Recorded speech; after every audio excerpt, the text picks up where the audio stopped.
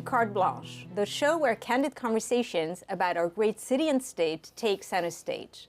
I'm your host, Leila Logizico, and tonight we receive someone who has spent her life advocating for New Yorkers. She started her career as Associate Director for the Community Food Resource Center, a post she held for 15 years, and she's also the founding director of the New York City Food Bank. I am delighted to welcome State Senator Liz Krueger to Carte Blanche. Today, Liz Krueger is the chair of the powerful Finance Committee of the State Senate. A Democratic state senator, she's represented the East Side and Albany for a little over 20 years.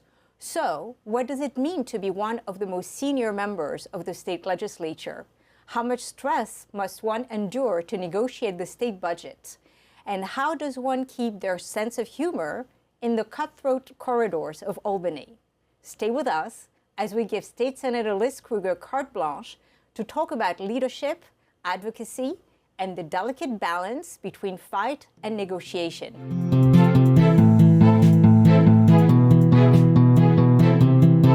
Liz, welcome. Thank you so much. I'm so happy to have you on the show. So many questions for you.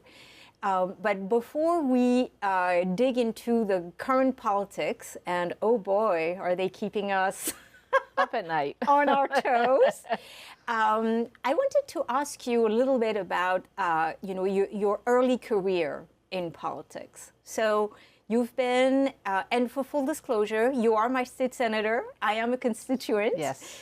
And I think I actually moved to the current district where I am the same year you became the state senator. So that's all I've experienced. And you've been a fabulous senator. Tell us a little bit about, this early stage in your political career. Why did you decide to run, and how was the political landscape back then? Well, thank you. So I'm a little different than some other politicians. I never planned on running for office. It was not on my list of things to do in life. I was doing anti-poverty policy and advocacy and direct service work, running large not-for-profits that worked in poverty and anti-hunger work. And I knew legislators because I would go to City Hall and testify on policy issues, go to Albany and lobby for bills that I thought were important for the state to pass, sometimes even going to Washington to quote-unquote lobby as a public advocate for Washington federal issues. And then literally one night when I was home, my phone rings and two state senators, one who I knew quite well, one who I had never even met, were on the phone saying, the Republicans have controlled the New York State Senate since the 1930s. Every issue you're fighting for is never going to be accomplished because we have conservative Republicans in charge. We run the campaign committee for the Senate Democrats, and we are going to run 12 races. This was for the November 2000 election. They said, we're going to run 12 races and win the 7 seats we need to take the majority because Al Gore is going to fly into the White House and have amazing coattails for other Democrats. And I said, well, that all's interesting. Are you calling because you want me to write policy papers for your candidates? And they go, no. Do you want me to do a fundraiser? No. We want you to be the candidate. You have a Republican senator over there on the east side of Manhattan. I go, yes, and he's been the state senator for like 32 years, and Republicans and Democrats are voting for him, and I've never run for class president in school. I don't think I start in politics attempting to take out a 32-year popular Republican who gets the New York Times endorsement every year also. And they said, no, but that's what we want you to do. And I actually said to both of them, what are you smoking? And at the time, it was not legal. And at the time, it was not legal. So with that, they said, well, would you come and meet with us up in Albany with our campaign committee staff, and they'll explain our strategy. So since it was actually March and I was doing budget advocacy and lobbying for my issues, I said, well, I'll be in Albany next week anyway, so okay, I'll meet with you. And they attempted to convince me. I actually showed up in the room with a piece of paper that I had written down the reasons I shouldn't run for the state senate. I was at 29, then I hit the train station, so I couldn't make it to 30 questions. But I had 29 questions that I felt they needed to answer before I could imagine doing this. They had the answers to none of the questions. I have to admit, I knew so little I didn't even understand what I should be asking. And yet, they actually convinced me that if good people didn't take a stab at winning these seats, I would be in the same boat forever, going to Albany every year, knowing I might be able to get hearings in the Assembly, I might even be able to get bills passed in the Assembly, but I was never even going to get into the door of an office in the Senate, Republican-controlled Senate. So I thought, well, they're not wrong at the goal, and I have no idea if they know what they're talking about running 12 campaigns in 1 year. They did not know what they were talking about. They had the resources for 2 campaigns. Anyway, I convinced myself this was a worthy goal, even though I had no idea what I was doing, and neither did they. And so I ran, and all 12 of us lost. But I actually statistically tied. I came in the closest of all 12. And then we found out. Well, I found out later that I actually had one, but there was a disturbing storyline of the Republican staff hiding ballots in the ceiling tiles at the Board of Elections so that my ballots wouldn't be fully counted, because then I would have won. But the Republicans did tell their 32-year Republican senator, I came out of nowhere, I was supposed to lose by 20%. And I tied after a 6.5-week recount, so he should leave. They'd run a special election, they'd win that, and they'd keep the seat. So then I did run a special election 14 months later, and I beat that Republican. Then I had to run again 9 months later for the next, and I beat that Republican, even though he outspent me 10-1. So I went from someone who never imagined running for office to someone who ran nonstop every 6 months for 24 months. And then, when I got in and was safely in after that third election, I was told by my colleagues, well, we're going to coup our own leadership because it's not really working out with him. So I said, oh, and what happens if we fail? Oh, your history. You have no future in politics. I go, so I just killed myself to get here for 24 months? And now you want me to decide whether I should put it all up for risk and grabs again and challenge the leader? And they said, yes, that's what we would like, please. And I thought about it overnight and thought, you know, it's true.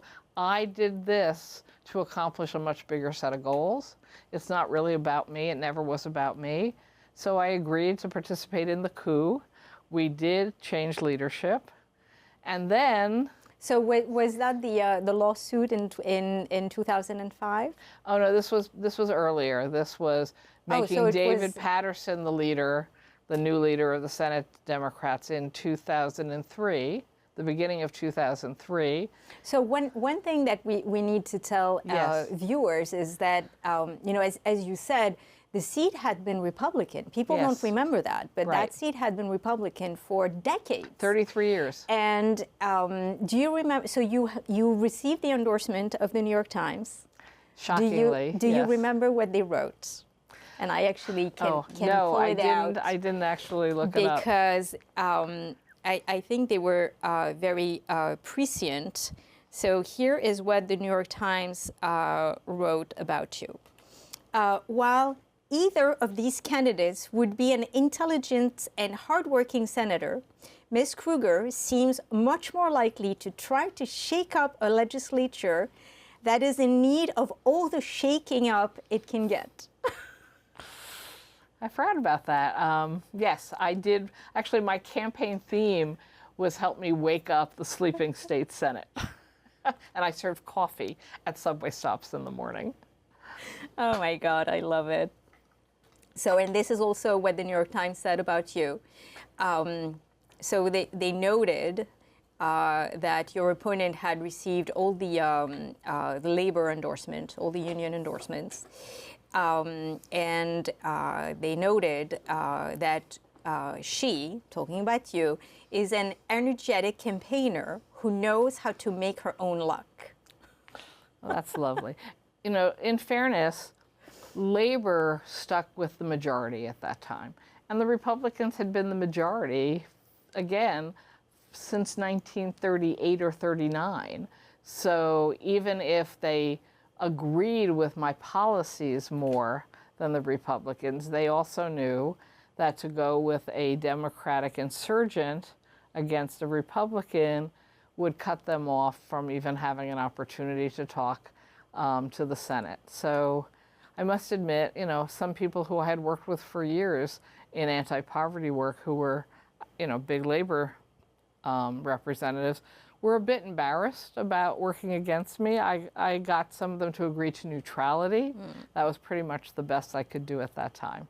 There were one or two unions who actually bravely came out and supported me because they knew me as a person and had worked with me and said, you know, if we don't get like people who understand the issues facing our state, what's the difference if we get in the door? Because we don't get anything done. Yeah, exactly. Right. So you've gone through 5 governors? Yes.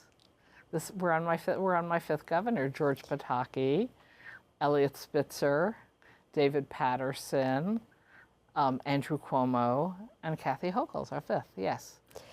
What does a governor make of a difference? How much of a personality? Because you had 1 Republican and 4 Democrats, and yet it seems that they're all so at odds with each other. How much of personality gets in the room? Well, first off, whoever the governor is critically important because under our Constitution, we have a very powerful governor. If anybody wants to study this, the first 13 colonies, actually, even though we were in revolution against King George, remember that one? Our model of government, the first 13 colonies, was to have a powerful top person. So New York State is one of the earliest of the colonies, set up a constitution that actually hasn't really changed that much. That gives the governor a disproportionate amount of the power, certainly over the purse strings, the budget, and everything in government is about budget, whether you realize it or not. And then as the states grew west, if you go to California, the legislature is far more powerful than the governor. And so it's almost a complete reversal of constitutional structure depending on when in history your state was created and established its model of government. Would you say that the governor has too much power in New York? I believe the governor does have too much power. Now, obviously, I come from the bias of the legislature. I think that we're a co-equal branch of government, and that is actually crucial that we do have more say than we have. And there are some legislative constitutional amendments that would actually, if they ever got moved through the legislature through 2 sessions and then brought to the electorate to vote for or against, if we ever accomplish that, we could change some of the balance of power. Give some examples. So in the budget, and again, as I said, almost every legislative issue has a budgetary connection. Almost every issue that people march on us for has a budgetary side of it. The governor really has about 85% of the power in the budget process. And what we've seen over the years is they have taken more and more of that power because they figured out if we don't get a budget done on time, they just do budget extenders where they can put in anything they want and we can't really stop them. So frankly, holding our breath till we turn blue isn't a really very successful model for the legislature because we lose more every sort of month we're late. So we used to have very late budgets because we'd be dragging it out in the belief that we could get some more of the things we wanted. And then a governor, actually David Patterson, realized, oh, wait a second here, you can just do extenders like the feds do and not give them anything. And so that shifted gears, and we've been seeing closer to on-time budgets ever since. Andrew Cuomo was very good with on-time budgets. He was very passionate about meeting that target. Why? Do you have a sense of what You know, was it's the sort of whole... like the keeping the trains going on time. The truth is, if you're a couple of weeks late with a budget, it has zero impact on anything in government. The one thing that you start to crawl close to being late on a April 1st budget, that's our fiscal year, April 1, is for not New York City, but other school districts around the state that have school budgets that come up for votes very often in May. If they don't know what the state education budget is before they bring their school budgets to a vote, that's a real problem. A little bit. But other than that, you know, I always say I'd rather have a good budget than an on-time budget. So speak a little bit about, and I mean, for some of us who follow that kind of stuff, you know, we advocate, we scream, we yell, we cajole, we write resolutions, we testify, and then there is this sort of like last push where we kind of know where we sit on everything, and then there's the big ugly. Talk about the big ugly. What is going on at that juncture where it's the big ugly that remains on the table? So there's really two storylines about big uglies. One is the last bill within the budget. So when you do a budget in New York State, you're not passing one bill. You probably pass between 8 and 11 or 12 bills because it's broken up into different pieces. Yeah. And a huge amount of policy gets done within budgets. Some people who go to political science school say, wait a second, why are you doing all these major policy issues in the budget? Those are separate freestanding issues. And yes, in school, that's true.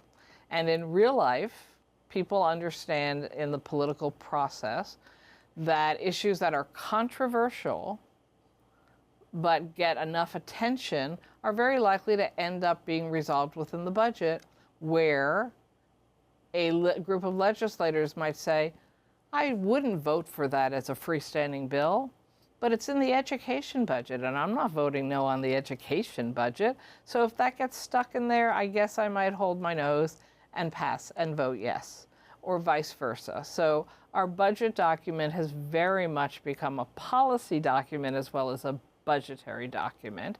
And so the big uglies are often the last things that get thrown into the very last budget bill that gets passed.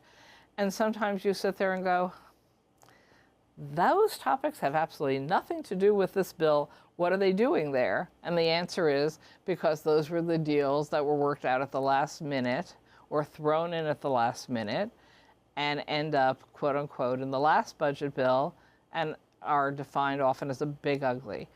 We also have a storyline, the last couple of days of session, we're trying to pass a huge number of bills, and it is not uncommon. And when it's not budget, really bills, legislation is much more the purview of the legislature. The governor can have program bills that she sends to us and hopes we'll take up, but there's no requirement to. But the governor also has the power of the pen. Is she going to veto the bill if it passes, or will she sign the bill? She or he. It's interesting to finally say she when talking about a governor. So she will absolutely negotiate, well, I'm not going to sign that bill whether you pass it or not unless you talk to me about these things that I really want. And so those often get thrown in at the very last minute and can be grouped together also in totally unrelated topics in one bill. Andrew Cuomo, I think, made a fine art of that in his big uglies. And I think Kathy Hochul less so. So Liz, it's that time in the show where we get fast and curious. We love to learn more about our guests, and it is time for Liz and a Whiz. I'm very proud of this one. Liz, 10 questions to know you better. You ready? Yes.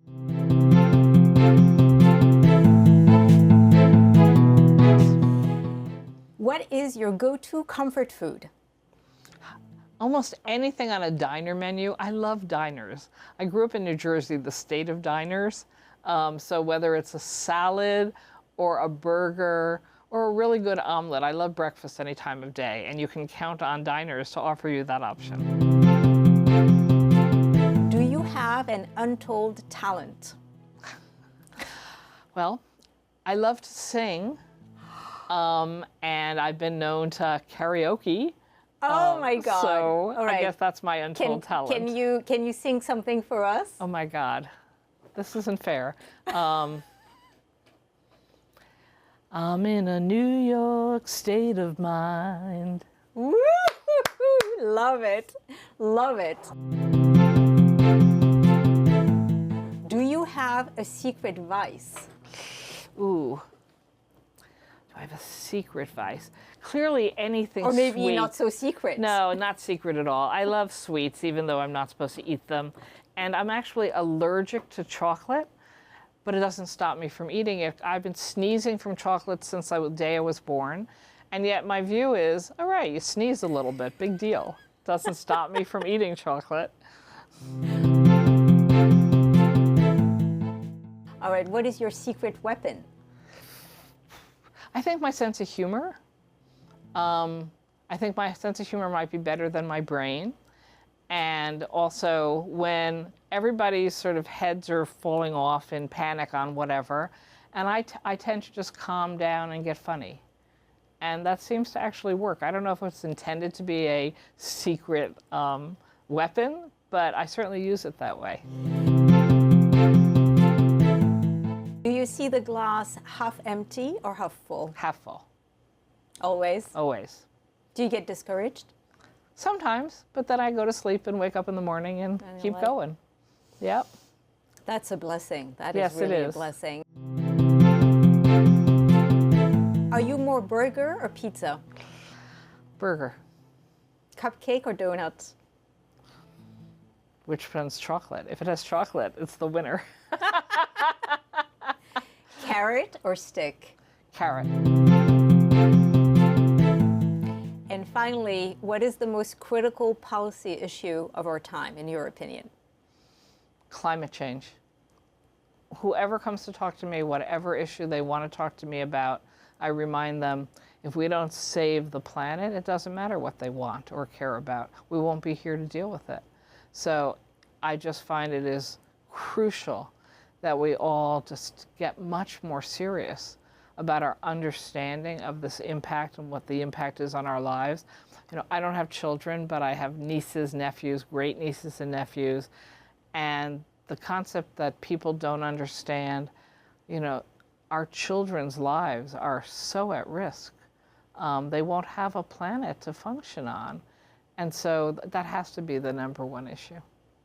Do you feel that, generally speaking, people are failing to appreciate the seriousness of the issue? I think it's demographic. Younger people get it. Really, younger people all talk about climate issues and the need to address them. Older people, I still have colleagues in the Senate, I'd say both parties, more the Republican Party, and they keep saying, well, it's a problem, but it's not as big a deal as you think. And it's really not coming as fast as you think. I'm like, look out the window. What are you talking about?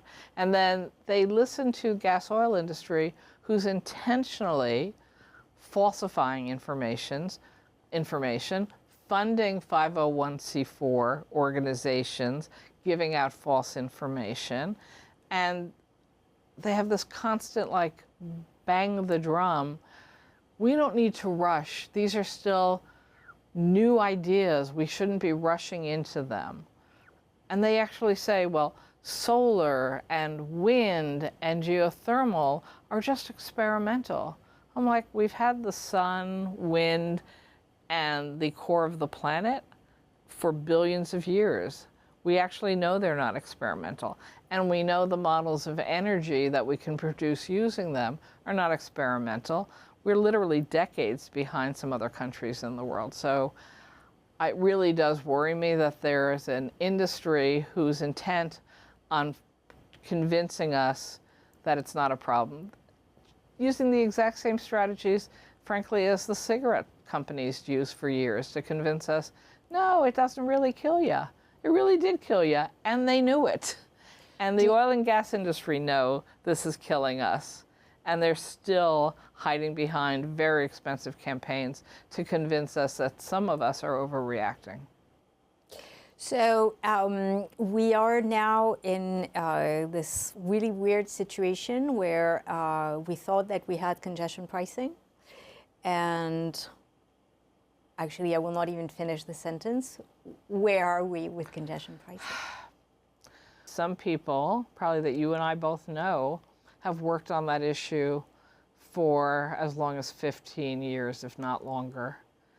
I remember when Mike Bloomberg, as mayor, brought his proposal for congestion pricing to Albany, and it completely blew up on his face. And then people thought it was dead, but others kept fighting for it. And some extraordinary organizations and advocates kept fighting for it. And suddenly, literally in 2019, we decided we would pass a congestion pricing bill.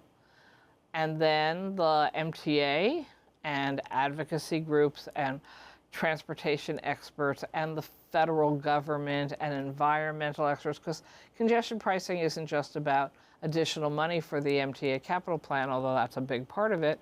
It's also a commitment to decrease congestion in the most overcrowded area of probably the country, the zone that you and I live in and are dealing with right now.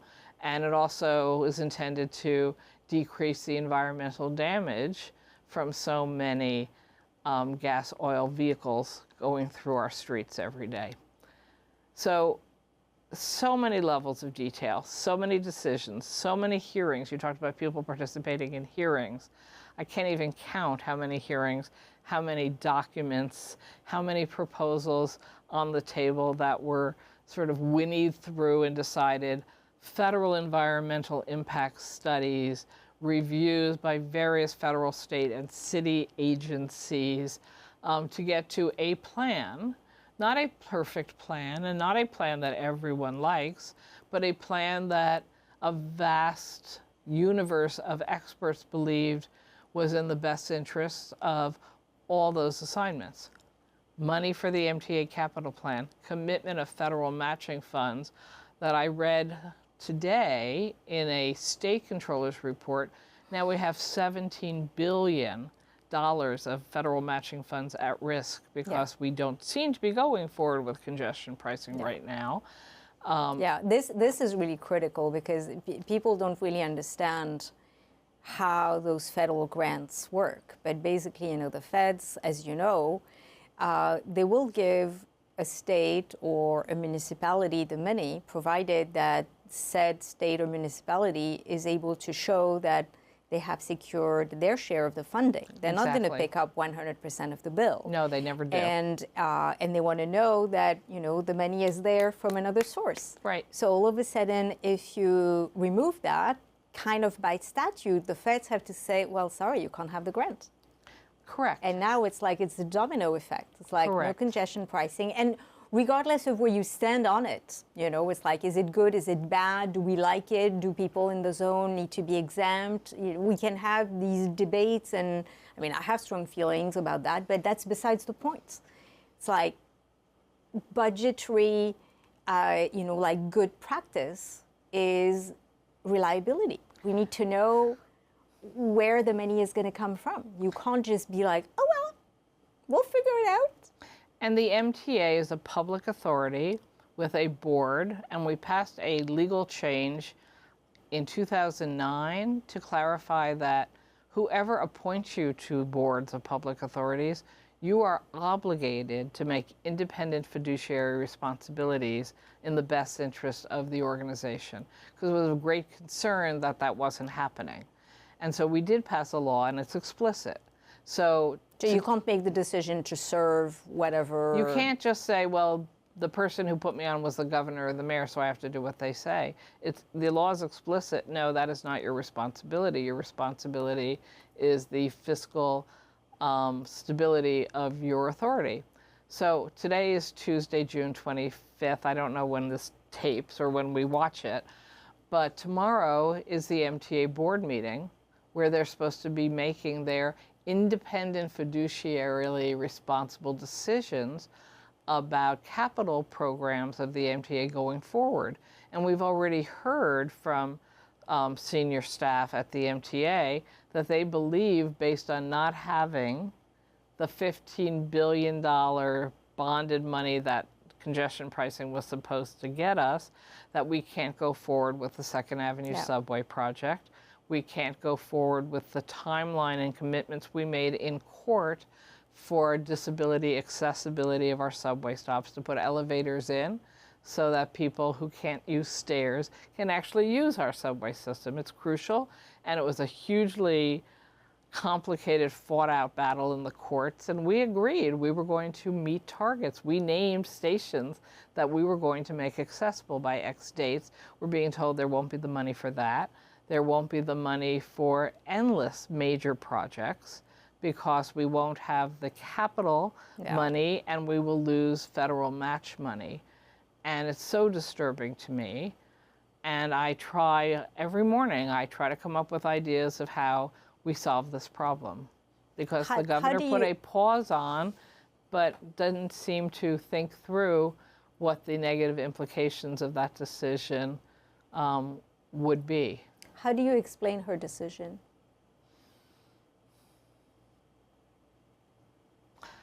I have said several times, I get up every morning and guarantee you I'll make several big mistakes during the day. I go, oops, and I walk them back. I believe this was a serious mistake and she should walk it back. I don't know that she agrees. I don't know. You'd have to have the governor on as your guest. But absent that, I do think we need to reinforce some of the things she actually has been saying, that she didn't want to end congestion pricing. She paused it, not ended it. So I think we need to continue calling for her to set a deadline for that pause and move us forward as quickly as possible. She says she has some concerns about the decisions that were made about the toll rates. I explain it this way. Nobody wants to pay more money for anything. Nobody wants to pay more in taxes. But if government doesn't have the funds it needs to meet the priorities of the public good, we sort of collapse into chaos. And frankly, I think most of us who live in New York City understand, if we don't have a much improved MTA with 21st century projects, we don't have a city. I mean, it's as simple as that. That's even before we start to talk about the growing environmental impacts that we see every day and we feel every day. We're living in a heat dome right now, and the air quality is so poor that every morning I watch the news and it says, if you have any kind of, any kinds of immune issues or upper respiratory issues, or if you're above a certain age, or if you've had surgery, don't go outside. The air quality is not adequate for you to be outside. Well, that should terrify all of us. That should make us wake up and say, we got to fix this as fast as possible. And for New York City, that means an improved public transportation system. Yeah. How do you explain that, other large cities throughout the world are heavily investing in public transportation, whether it is London or Paris, Tokyo, China? They're actually not very good at building it, but they are building it nonetheless. Yes. And the US seems to be lagging. It looks like there are some exciting things happening, maybe in Texas, maybe in California. And the tri-state region, the Northeast, seems to be really struggling. Well, I think all our mass transit systems, if you check, are struggling. In fact, the MTA's operating system is actually better than most of the countries. We're the largest public transportation system. More people use it here than cars per capita than any other area of the country. So the MTA has all kinds of issues with catching up, keeping in good working condition. And figuring out how to pay for everything. But compared to most other mass transit systems in this country, we're not in nearly the trouble they are, but we're far more dependent on it than they are. And why? This country seems to have this love affair with cars and highways. And that's been true, I think, since Henry Ford sort of realized that from a policy perspective, he wanted to make sure everybody would need a car or a truck to get anywhere because he was going to sell it to them. And he changed congressional policy at the, literally in the early 20th century. And here we are now, over 100 years later, and we still, it's like we have a romance with cowboys in this country, even though most of us don't know any cowboys. And we seem to have a romance with the car and the independence. The car is very seductive. The car is very, very seductive. Yes. And getting people out of their cars is going to require mass investments, because we cannot expect everybody to become an advocate.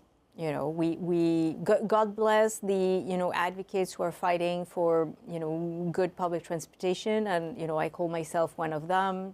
Penn Station has been a fight that I have embraced wholeheartedly. And I really, really believe that we need to do a better job on the Northeast Corridor. But we cannot, that is not, this advocacy is not what is going to get people off their cars. We need to offer like superb public transportation so that it's so convenient, it is clean, it is running on time.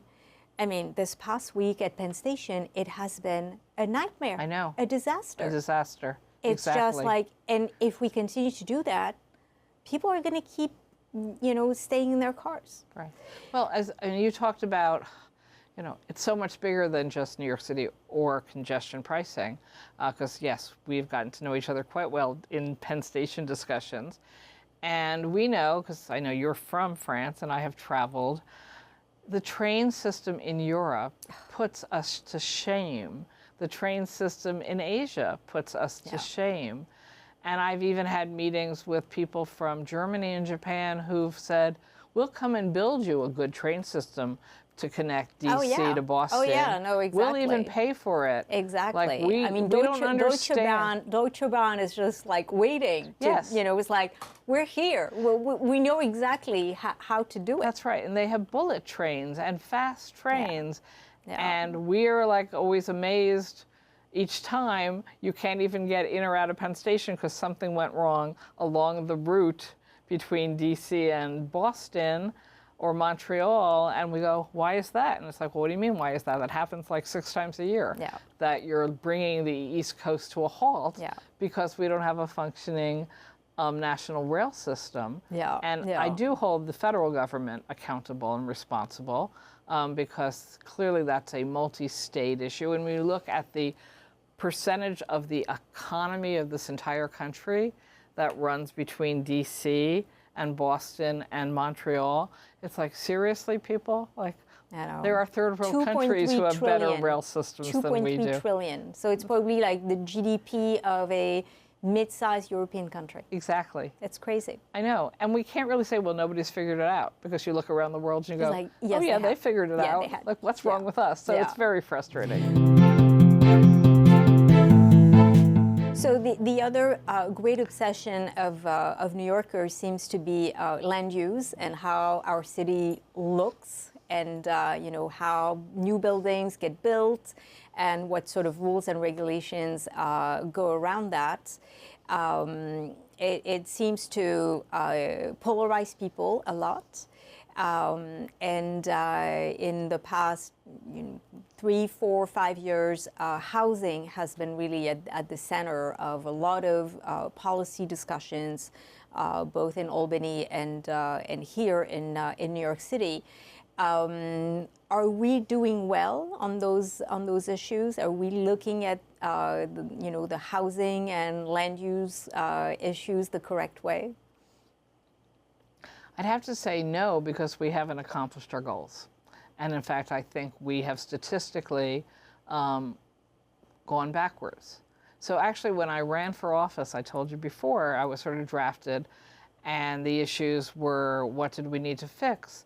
And for me, one of the top issues was protecting affordable housing and expanding more availability of it. Because again, I was working on poor people's issues. I was running eviction prevention programs in my organization, and I saw how desperate people were for housing they could afford, and that was 25 years ago. So it's gotten so much worse since then. But that was one of the reasons I decided to drop everything and run for the Senate, because I knew we had to change the state laws about protecting the rights of tenants in housing and try to move forward with building more affordable housing, because you do need to build yourself out of this issue as well as protect existing housing. And no, when you look at the stats, we have the lowest vacancy rate anybody's ever tracked, particularly for affordable housing. You have more housing that is becoming less and less habitable because it's in such bad shape, and people doubling up and tripling up to afford to live in this city. And yet we're still a city that everybody wants to come to, you know, from all over the world, from all over this country, because we are such an amazing city. We have limitations. We're landlocked. We don't really get to, you know, if you're in LA, you just keep expanding the definition of what the county is to come up with more land. Manhattan Island is landlocked. You're not going to get more space on Manhattan, and even the other boroughs. They have some zoning issues that I think are wrong to limit anybody being able to move in certain places. They just want single-family houses, when clearly the answer in a big, dense city like New York is to allow multifamily housing and to allow people to go higher up when they're building. And yet, when you look at Manhattan Island, you say, oh, we're starting to look a lot like Singapore or Dubai. Is that really what we thought was in the best interests of the future of this island? I believe we've allowed heightened density to go too far in certain of our communities, although it's much more city government than state government to make those decisions. And yes, of course, we're a constantly changing city. Right now, you know, I think an interesting issue that we've given legislative approval for in this last session is conversion of office buildings that no one thinks are likely to ever make it again as office buildings because they're older, and there's just not the same interest or competition for those buildings. So some developers are saying we can redesign these buildings to be residential. And so I think that's a big new issue for specifically Manhattan. Yeah. So the other big change that came out of Albany is the 12 FAR cap lift. Say a little bit about that. How do you feel about it? Do you think it's good, bad, terrible? So I've fought it completely for years, because even though the state doesn't really get involved in zoning issues too often, I was very, very concerned that if we were to remove the 12 FAR, which is a zoning lingo, if your guests or your watchers don't know this, they won't know what we're talking about. But in theory, put limits on how high you could go within areas of Manhattan. Exactly. But the truth was, everybody had figured out how to get around them, because the way you got around it is you just put something commercial or a hotel on the bottom floors, and then you could go as high as you wanted anyway. So the truth was, the 12 FAR rule wasn't really stopping anybody. We were getting super talls all over Manhattan that were way above 12 FAR. So we did try to put some rules into place that even though we don't have a 12 FAR cap anymore, it has to go through ULURP, and the city council actually has to say each individual building is being decided within its own context. You have to have community contextual decision making, not just a freestanding building decision. It requires that you don't build these taller buildings in historic districts, and there's a number of other sort of gates around it. So while I won't tell you that I think it's the greatest thing we ever did in Albany, I think given the pressure to allow the city of New York to take advantage of some things that it did need to do, that this is reasonable. It's very dependent on who your borough president and city council members are, because you're basically giving them more power to make those decisions, and you certainly want the right people making the right decisions. Yeah. You know, as much as we do have, you know, Department of City Planning, it seems that developers actually do a lot of the planning for us, right? They end up building what the market is telling them is going to be lucrative. You know, whatever the lender tells them, we'll lend you money for that. That's what they end up building. And it's much more, quadruplex with views of Central Park. And actually, if you go high enough, you have ocean views. Exactly. And lenders love that. Right.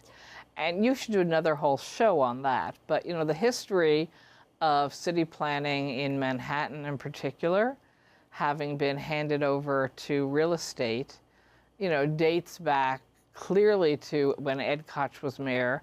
And I really think even earlier when Robert Moses was given enormous authority to design and redesign what the entire New York City region was going to look like. Again, going back to the car question, right? Robert Moses wanted to make sure there were highways to and from the suburbs, who were for the wealthier white people, into the city, but so they could get in and out, even if they destroyed neighborhoods. He had no interest in mass transit. He wanted, it was all about cars going to the target areas. So private interests versus public interests have been, a major storyline in the history of our city, I'm going to say for at least 100 years. So who are the power brokers today? Oh, I do think real estate is heavily power brokers. Major corporations are power brokers. Elected officials are power brokers. We constantly struggle with the concept of campaign finance limitations. Can we control how much money is spent on our elections to determine who's going to be elected? And large corporations in real estate have had disproportionate impact using their funds. We've tried to change a bunch of the laws since I've been in Albany. There used to be almost no structure on corporate giving to state campaigns, and we sort of reined that in quite a bit. The city went its own path of campaign finance with much, much stricter rules about who could give and who could take, and I think overall that has been valuable.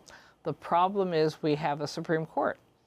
And even before Dodd's, which is everybody's topic in the last 2 years, we had a Supreme Court that made a ruling that corporations were people and we couldn't tell them how much they could give.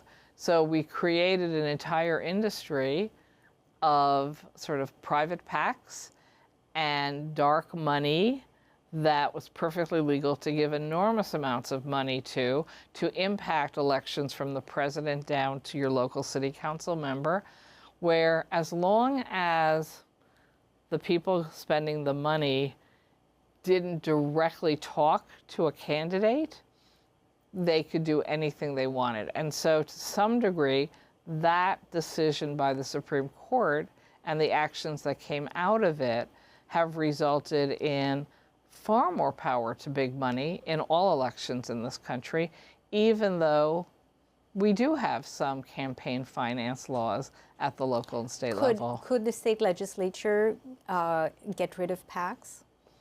We've been told no, that this requires federal action and probably... So the Independent Expenditure Committee has to exist? We don't have the ability to, yes. That is what I've been told, that we cannot at the state level end independent expenditure committees or PACs or even these nonprofit issue groups that just spend all their money on campaigns. Yeah.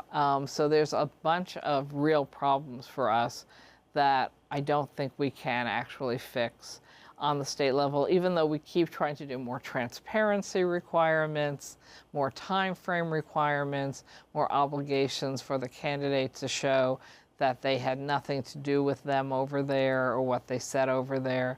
But it's like whack-a-mole, frankly. Yeah. I just want to quickly follow up on that. What do you make of the emergence of these 501c4 organizations that are flourishing? They claim to be grassroots. We know they're not, and they're actually well organized. They follow a playbook that exists elsewhere, and they get their people in community boards, they get their people hired as staffers, And this actually has caused quite a bit of consternation recently with community boards. What to make of those and how to handle them? So they're out there, they're very real, they play a very real role in the policy decisions that get made at the state and local level. I think the concept of them infiltrating, so to speak, a quasi-governmental structure such as community boards, because they are governmental in the sense that everyone on them is appointed by a representative of government, and yet they're advisory, not a paid position.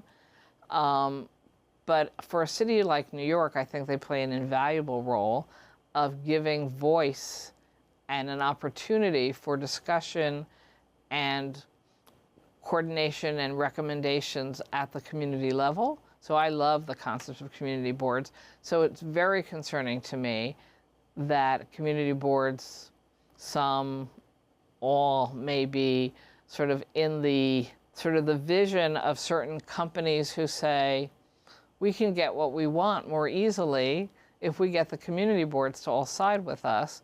How do we do that? Well, if we get all of our own employees to be the members of the community board, we have a whole lot more say, and this will be easier for us to get things done. That concerns me immensely, and I have recommended to the Manhattan Borough President that he look very hard at what the policies are about who can be appointed to community boards and how we deal with conflicts of interest that, frankly, I don't even remember coming up as a topic until this year. Do you think there should be a mandatory disclosure? Yes, I'm big on mandatory disclosure and transparency for everybody if you're dealing with government and the public good. It's actually interesting because lots of these campaigns are, coming from alleged grassroots organizations, and there's actually, I didn't know that there's a term that was coined for that, and it's called astroturfing, and it's a senator from Texas who coined the term in the 80s, where he was receiving lots of letters from alleged constituents, and it was actually the insurance industry who had orchestrated this campaign. The inventor of this kind of campaign is actually the nephew of Sigmund Freud, which I found to be absolutely fascinating. And he was actually hired by the tobacco industry and then by the hog industry, trying to figure out how to convince more customers to embrace those two products. We are about to embark on a policy talk, and I am excited to have our guest, Liz Krueger, here with us. Liz, are you willing to play with me? So here's the rule. I start the sentence and you finish it. Casinos are coming downstate, but... I don't like gambling at all, and I get very nervous that we keep expanding casinos and other forms of gambling in New York State with the fantasy that these are the silver bullets for tax revenue with no penalty. But the penalty is all the people who lose their life savings and become addicted to gambling. The budget is a moral document, but... It's a moral document, it's a policy document, and it's the document that drives what we are spending our money on in the state and also how we're raising the revenue. So the concept of morality slid in with politics and taxes and crises of the minute is quite a balancing act. That's for sure. Many deplore the lack of civic education in our younger electorate, but I also have enormous faith that if we revisit the importance of civics education with young people, we will actually bring them back into the process of not just voting, but really taking an active role in participation in government. I actually judged a couple of high school students on their papers yesterday on civic responsibility and the First Amendment, and it was amazing. They were amazing. Wow. Two high school students in my district. That's terrific. Yes. That's all right. Glass half full. Love it. rights are on the line and on the ballot, but I can't believe that it's 2024 and this country is almost in a civil war state by state over the fundamental right of women and men to make their own determinations about their bodies and their health care. I can't believe we have a Supreme Court that actually overturned Dodd's, but we passed the strongest reproductive health rights bills in the country, in the state of New York. It was my bill in 2019. And when you go to vote in November, turn over your ballot, because you're going to be asked whether you will support an equal rights amendment for our state constitution. I also worked on that for 5 years, and it will establish in our constitution fundamental protections from discrimination for almost everyone in the state of New York, including women's rights to make their own decisions about their health care and their choices about continuing or not continuing pregnancy. yeah, this is such a huge victory.